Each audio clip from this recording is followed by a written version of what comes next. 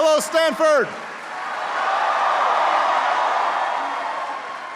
Thank you so much. Thank you. Thank you so much. Thank you, everybody. Have a seat, have a seat. Yes, we can.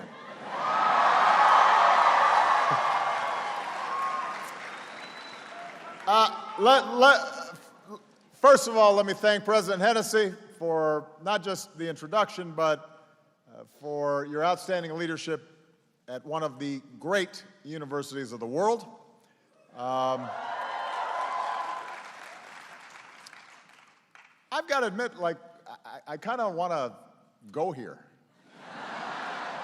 I was trying to figure out why it is that a really nice place like this is wasted on young people who don't fully appreciate what you got. It's really nice, and everybody here is so friendly and smart, and it's beautiful, and what's there not to like? I want to thank you and everyone at Stanford for hosting this summit, especially Amy Zagart, George Triantis, and someone who served as a great advisor to me at the White House and as an outstanding ambassador to Russia before coming back to the farm, Mike McFaul.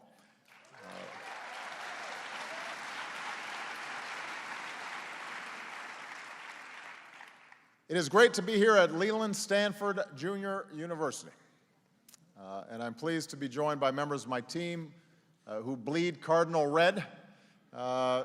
We're infiltrated with Stanford people. We've got Senior Advisor Valerie Jarrett, National Security Advisor Susan Rice, Secretary of Commerce Penny Pritzker, and let's face it, I like Stanford grads. I noticed Steve Chu was around here, who helped lead our energy department for a while, and he's now hanging out. I'm also pleased to be joined by other members of my cabinet. Our Secretary of Homeland Security, Jay Johnson, is here, and our Small Business Administrator, Maria Contreras-Sweet. And I want to acknowledge my tireless Homeland Security advisor who helped and continues to shape our cybersecurity efforts, Lisa Monaco. So, thank you, Lisa.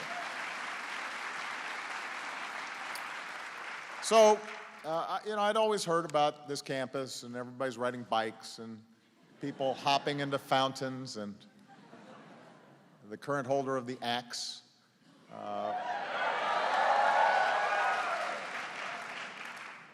This is the place that made nerd cool. I was thinking about wearing some black rim glasses, some tape in the middle, but I guess that's not what you do anymore. Ambassador McFaul told me that if I came to Stanford, you'd talk nerdy to me.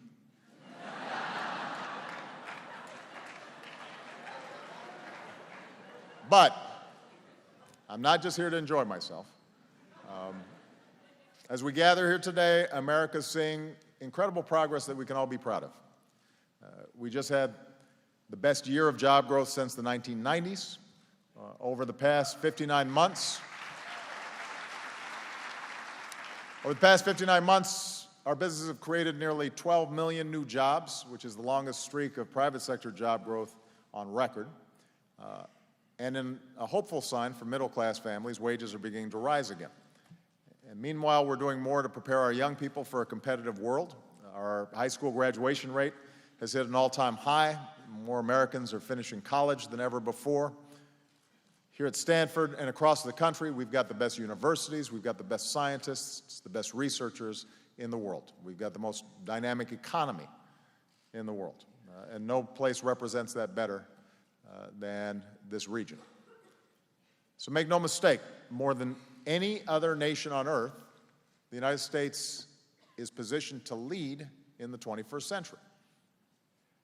And so much of our economic competitiveness is tied to what brings me here today, and that is America's leadership in the digital economy. It's our ability, almost unique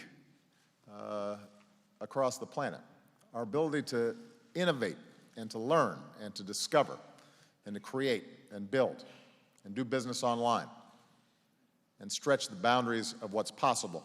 That's what drives us. And so when we had to decide where to have this summit, the decision was easy, because so much of our information age began right here at Stanford. It was here where two students, Bill Hewlett and Dave Packard, met, and then in the garage not far from here started a company that eventually built one of the first personal computers, weighing in at 40 pounds.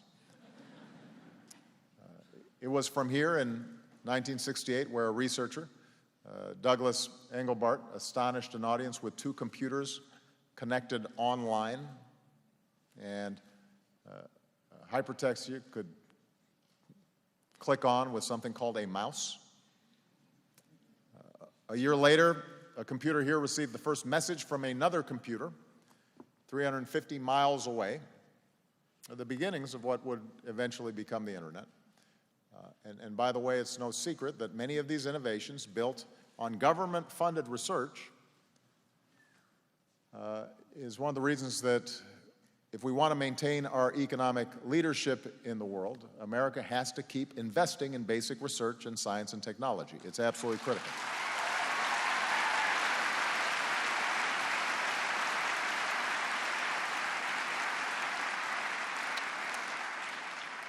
So here at Stanford, pioneers developed the protocols and architecture of the internet, DSL, the first web page in America, innovations for cloud computing. Student projects here became Yahoo and Google. Those were pretty good student projects.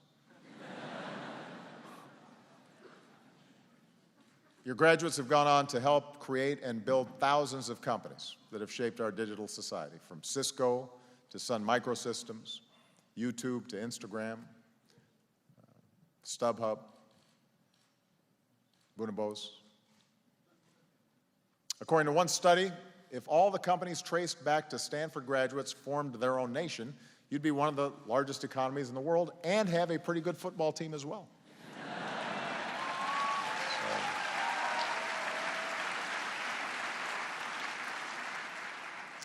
And today, with your cutting-edge research programs and your new cyber initiatives, you're helping us navigate some of the most complicated cyber challenges that we face as a nation.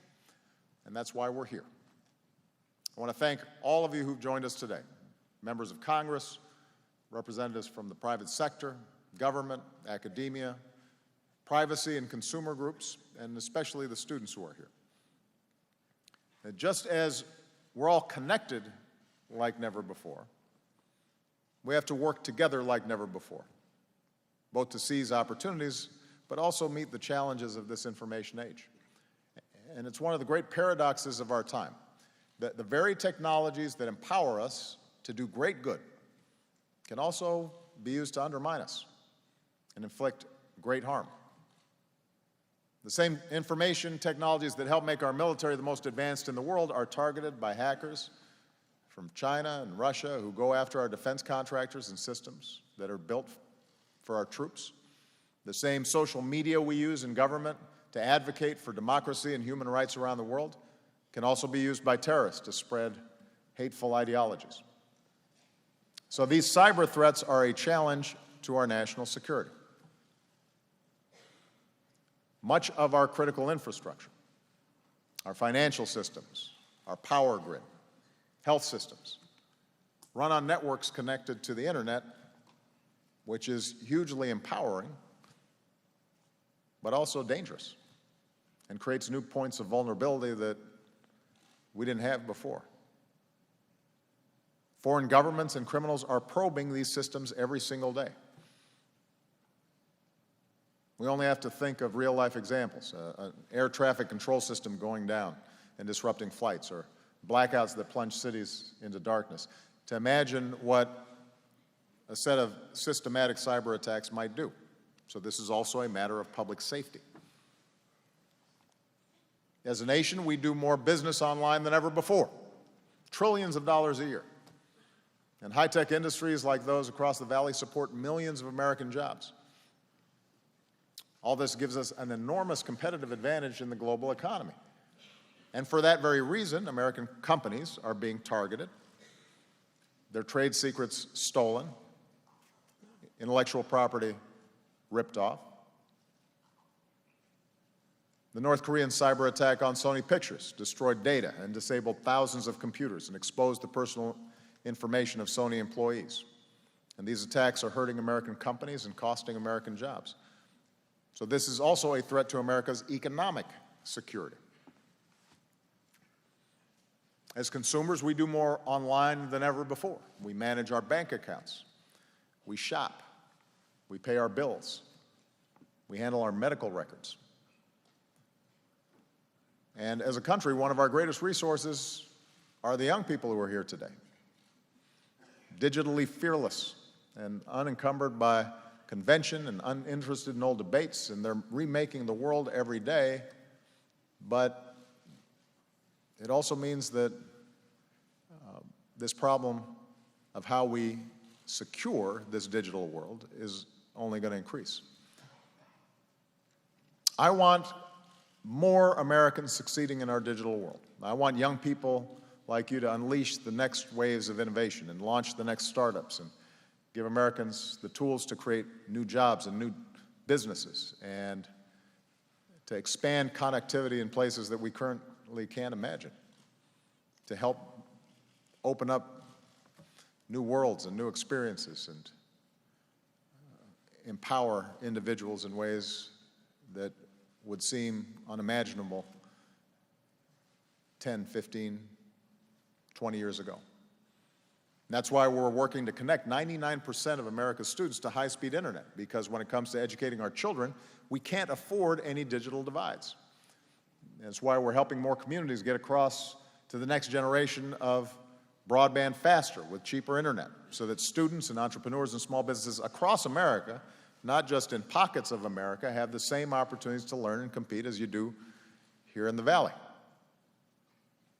It's why I've come out so strongly and publicly for net neutrality, for an open and free internet.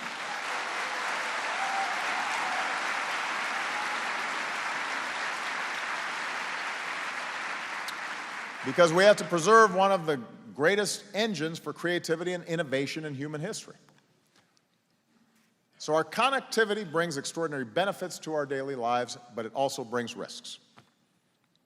When companies get hacked, Americans' personal information, including their financial information, gets stolen. Identity theft can ruin your credit rating and turn your life upside down.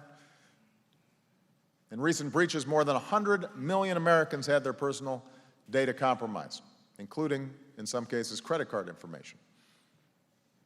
We want our children to go online and explore the world, but we also want them to be safe and not have their privacy violated. So there's a direct threat to the economic security of American families, not just the economy overall, and to the well-being of our children, which means we've got to put in place mechanisms to protect them. So shortly after I took office, before I had gray hair, I said that these cyber threats were one of the most serious economic national security challenges that we face as a nation, and I made confronting them a priority. And given the complexity of these threats, I believe we have to be guided by some basic principles. So let me share those with you today. First, this has to be a shared mission. So much of our computer networks and critical infrastructure are in the private sector, which means government cannot do this alone. But the fact is that the private sector can't do it alone either, because it's government that often has the latest information on new threats. There's only one way to defend America from these cyber threats, and that is through government and industry working together, sharing appropriate information as true partners. Second, we have to focus on our unique strengths. Government has many capabilities, but it's not appropriate or even possible for government to secure the computer networks of private businesses.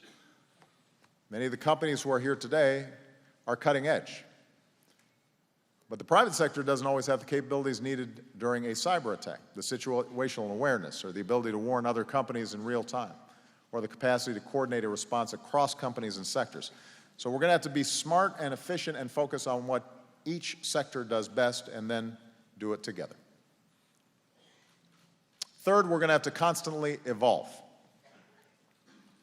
The first computer viruses hit personal computers in the early 1980s, and essentially we've been in a cyber arms race ever since. We design new defenses, and then hackers and criminals design new ways to penetrate them. Whether it's phishing or botnets, spyware or malware, and now ransomware.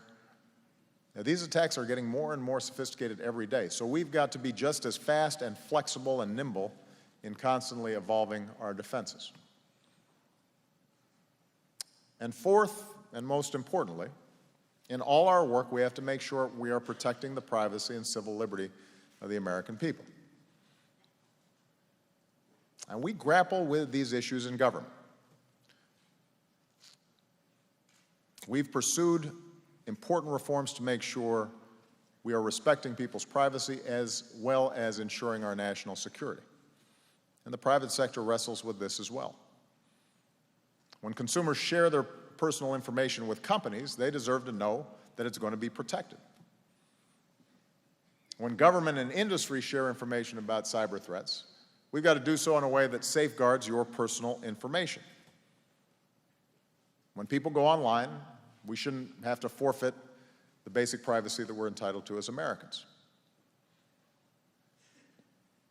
In recent years, we've worked to put these principles into practice. And as part of our comprehensive strategy, we've boosted our defenses in government. We're sharing more information with the private sector to help those companies defend themselves. We're working with industry to use what we call a cybersecurity framework to prevent, respond to, and recover from attacks when they happen. And by the way, I recently went to the National Cybersecurity Communications Integration Center, which is part of the Department of Homeland Security, where representatives from government and the private sector monitor